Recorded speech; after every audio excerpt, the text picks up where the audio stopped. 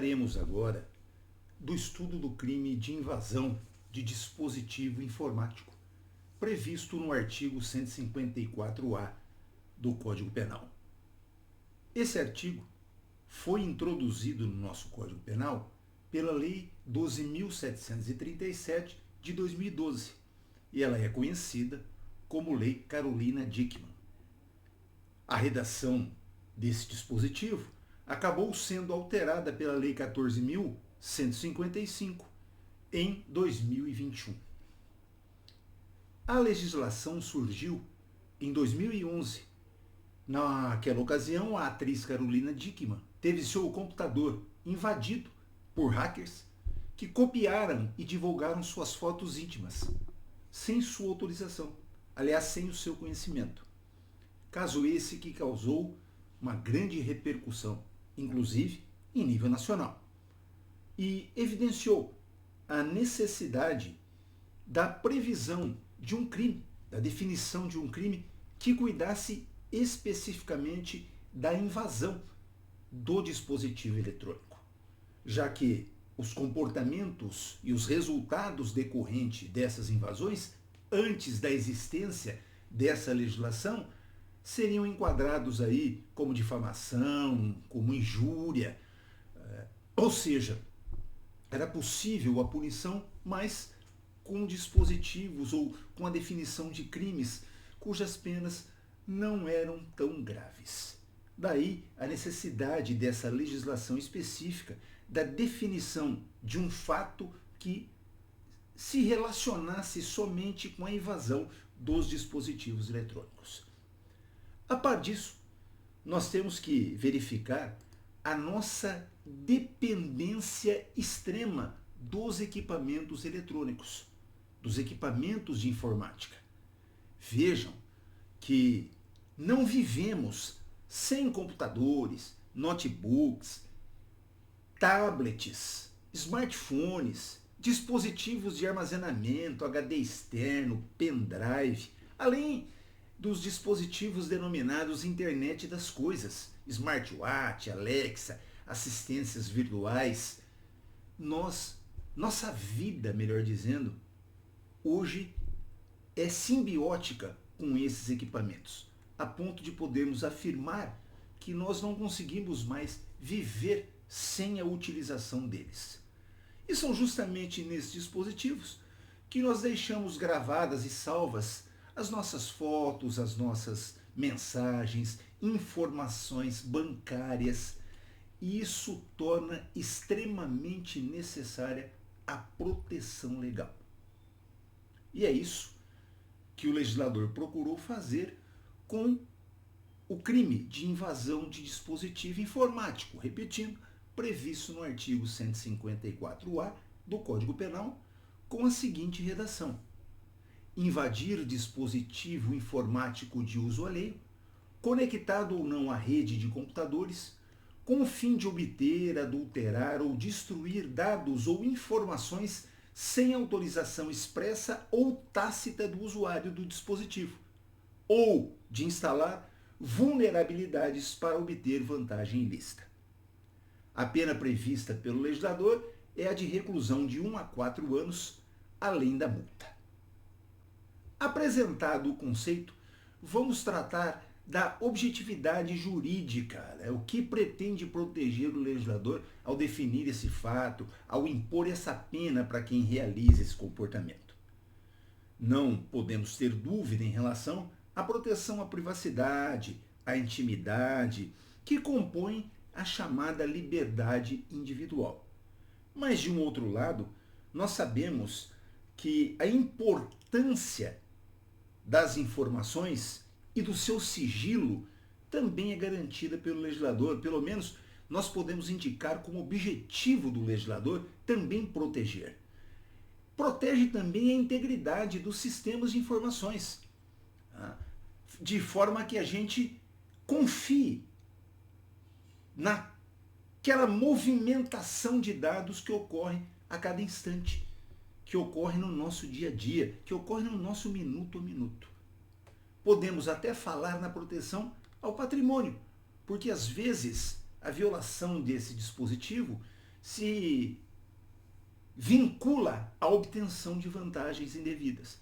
Existe aí o furto mediante fraude, com o uso de meio eletrônico, existe o estelionato com o uso de meio eletrônico, ou seja, também é possível a obtenção de vantagens indevidas com a invasão desses dispositivos de informática. Também é importante a gente comentar que depois da previsão do crime de invasão de dispositivo informático, entrou em vigor também a Lei de Proteção de Dados, Lei Geral de Proteção de Dados, LGPD, que não conflita e, pelo contrário, se relaciona com bastante harmonia com o dispositivo que nós estamos estudando. Mesmo porque o dispositivo que a gente analisa agora é de natureza penal, enquanto a LGPD trata das questões num aspecto civil, num aspecto administrativo. Feitas essas considerações, vamos passar ao estudo dos sujeitos do delito, começando pelo sujeito ativo. O crime de invasão de dispositivo informático é comum. Pode ser praticado por qualquer pessoa. Não há necessidade de ser técnico, não há necessidade de ser hacker. O crime pode ser praticado por um amigo, por um empregado, pelo cônjuge, pelo técnico de informática, também pelo hacker, mas tranquilamente por qualquer leigo, por qualquer pessoa. É importante a gente lembrar que, no caso do agente ter a qualidade de funcionário público, é possível a prática do crime de abuso de autoridade, como a obtenção de dados de um suspeito retirados de um telefone celular sem sua autorização. Sendo funcionário público, é possível falarmos também em peculato, se houver, por intermédio dessa violação, dessa invasão, o desvio de valores. No caso de empregados, também é possível nós falarmos no crime de violação ou divulgação de segredo, que estão previstos no Código Penal. Mas isso não significa, isso não é uma afirmação de que o crime deve obrigatoriamente ser praticado por essas pessoas. O crime pode ser praticado por qualquer pessoa. Mais uma vez, insistindo, trata-se de crime comum. E o sujeito passivo? Quem é o sujeito passivo? O sujeito passivo é o alheio que faz uso daquele dispositivo invadido. É outra pessoa titular do direito de usufruir daquele equipamento e que teve esse equipamento invadido. Esse é o sujeito passivo. Pode ser uma pessoa física, pode ser uma pessoa jurídica, porque tanto uma quanto outra fazem uso de equipamentos informáticos. Então, podemos afirmar que pode figurar como vítima desse crime o dono, o usuário, o possuidor, enfim, a pessoa que detém os dados no dispositivo que está sendo utilizado e que por isso mesmo pode ser alvo de lesão, pode sofrer a lesão. Apresentadas aí as características e as informações necessárias aos sujeitos do delito, vamos falar agora da análise do tipo objetivo, começando pela conduta. Aliás, podemos dizer condutas. A primeira delas é invadir dispositivo informático. E a invasão do dispositivo informático implica no acesso não autorizado àquele equipamento, àqueles dados. Não há necessidade que essa invasão ocorra pela internet. O legislador foi bastante claro. O equipamento pode estar ou não conectado à internet. Isso é indiferente. O importante é que a gente saiba que, mesmo não estando conectado à internet, o equipamento, o dispositivo informático contém informações, contém dados que podem ser extraídos. Veja que não basta o comportamento de invadir. É necessário que o agente pretenda atingir alguns objetivos que também são indicados expressamente expressamente pelo legislador. Então ele tem que, em relação a esses dados ou informações, obter, o objetivo de obter, de conseguir esses dados, ou o objetivo de adulterar, de modificar esses dados, fazer com que as informações que ali se encontravam e que eram tidas como corretas passem a se apresentar de uma maneira diferente daquela que deveriam. Também deve ter como objetivo a intenção, o objetivo, o foco de destruir os dados que ali estão presentes, apagando, corrompendo, ou seja, impedindo que o titular ou qualquer outra pessoa possa ter acesso a esses dados. A segunda conduta, o segundo comportamento previsto pelo legislador, consiste na instalação de programas que permitem que aqueles objetivos que foram indicados agora há pouco possam se concretizar. Nesse tipo, nós temos um elemento normativo, que é o consentimento. Na realidade, a ausência de consentimento.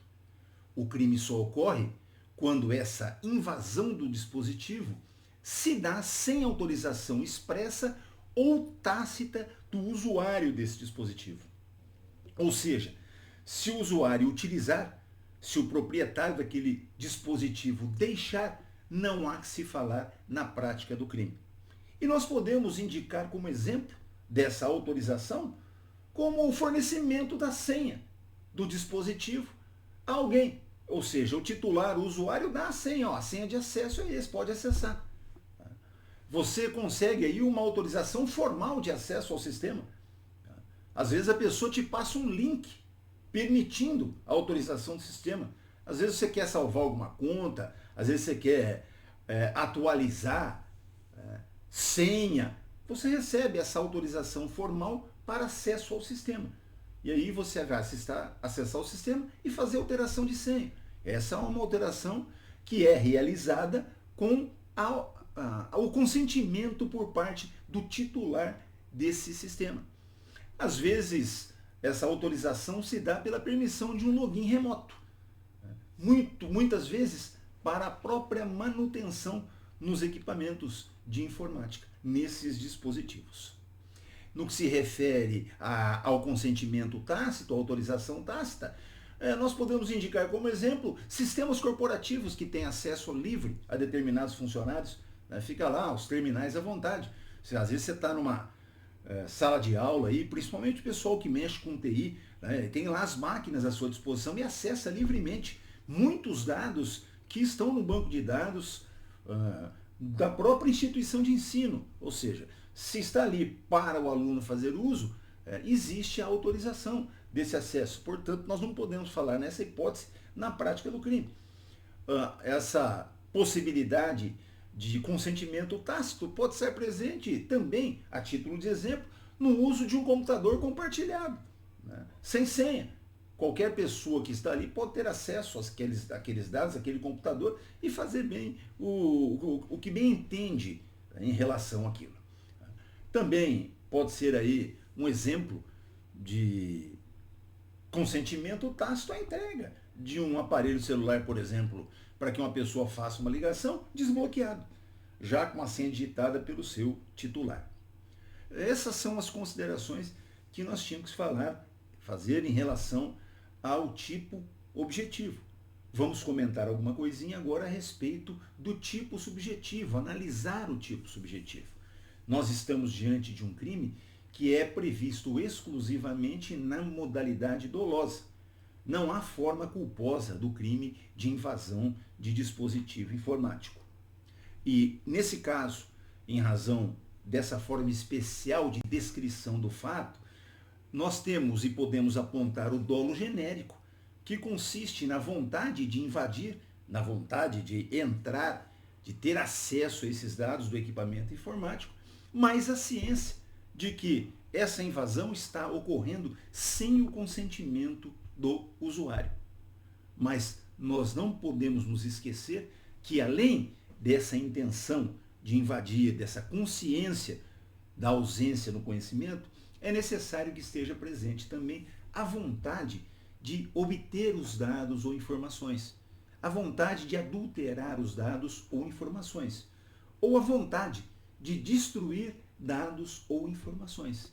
E na conduta de instalar o programa malicioso, a intenção de obter a vantagem ilícita. Essas hipóteses, esses objetivos, é o que nós chamamos de dolo específico, que também deve estar presente para que nós possamos afirmar que houve a prática do crime. Em termos de consumação, o crime se consuma, é integrado, integralizado com a invasão ou a instalação do programa. Nós estamos diante de um crime formal, que não precisa de resultado naturalístico. Não há necessidade que os dados sejam alterados, que os dados sejam apagados. Não há necessidade que o agente consiga qualquer vantagem indevida. O objetivo já é o suficiente para a caracterização do crime. Por isso que nós falamos que no momento em que consegue o agente a invasão ou a instalação do programa no dispositivo informático alheio, o crime já se considera consumado.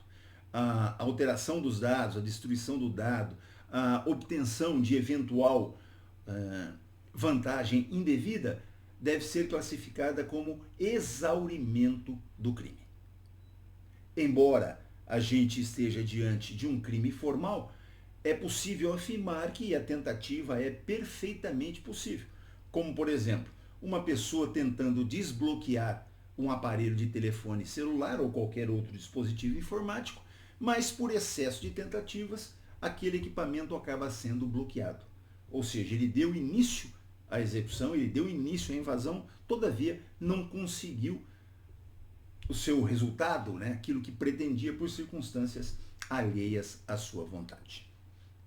O parágrafo 1º do artigo 154-A prevê uma forma equiparada ao crime de invasão de dispositivo informático. Na realidade, são atos preparatórios punidos autonomamente. Então, a redação do parágrafo 1º é bastante simples.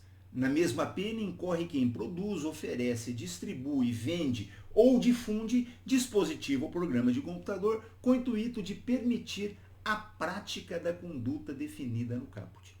Veja, por que nós falamos em atos preparatórios? Porque essa produção, esse oferecimento desse dispositivo, desse programa, só vai funcionar quando instalado no dispositivo que se pretende violar, no dispositivo alvo, para que a gente obtenha aquelas informações, que a gente destrua aqueles dados.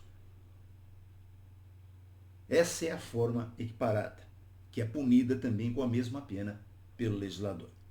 O legislador prevê para esse crime o aumento de pena. Esse aumento pode variar de 1 a 2/3, no caso de a invasão resultar prejuízo econômico, conforme indicado e previsto expressamente no parágrafo 2º do artigo 154-A.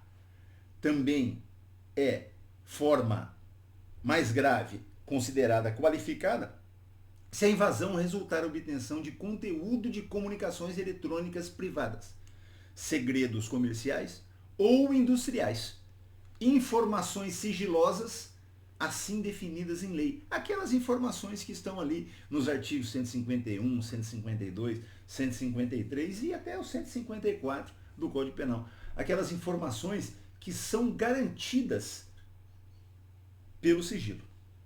No caso, a pena é de reclusão de 2 a 5 anos, além da multa.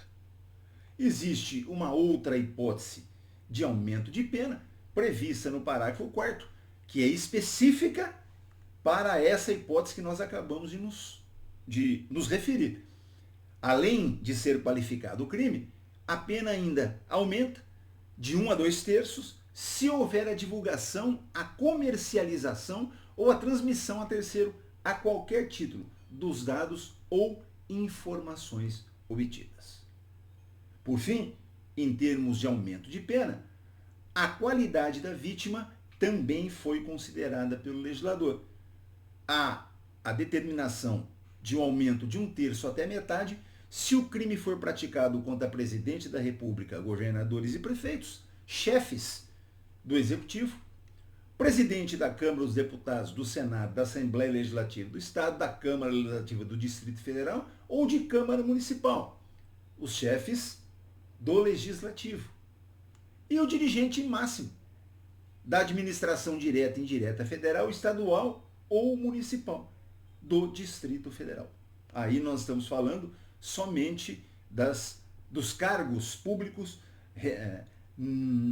no Distrito Federal, ou seja, relacionado à capital federal, aquela unidade da federação. Em termos de ação penal, nós afirmamos que a regra é que ela seja pública, condicionada à representação. A vítima vai ter que manifestar o seu interesse no sentido de autorizar a persecução penal. Todavia, de acordo com o artigo 154b, se os crimes envolvem a administração pública direta ou indireta, qualquer um dos poderes da União, Estados, Distrito Federal ou municípios, ou se o crime for praticado contra empresas concessionárias do serviço público, a ação penal passa a ser pública incondicionada, ou seja, o seu início, a sua movimentação pela atuação de ofício do Ministério Público. Para que a gente fixe e complemente o estudo desse crime, pergunta-se: se alguém, olhando por cima do ombro de outra pessoa, consegue ler as mensagens que está sendo trocada no aplicativo WhatsApp, estará praticando o crime de invasão de dispositivo informático? Se está praticando, por que está ocorrendo a prática desse crime? Se não está praticando, outro crime pode estar caracterizado com esse comportamento? Vamos refletir sobre essa questão e tentar respondê-la para que a gente perceba se foi positivo tudo aquilo que se comentou em relação ao crime de invasão de dispositivo informático. E essas são as principais considerações que a gente tinha que fazer em relação a esse crime de invasão de dispositivo informático.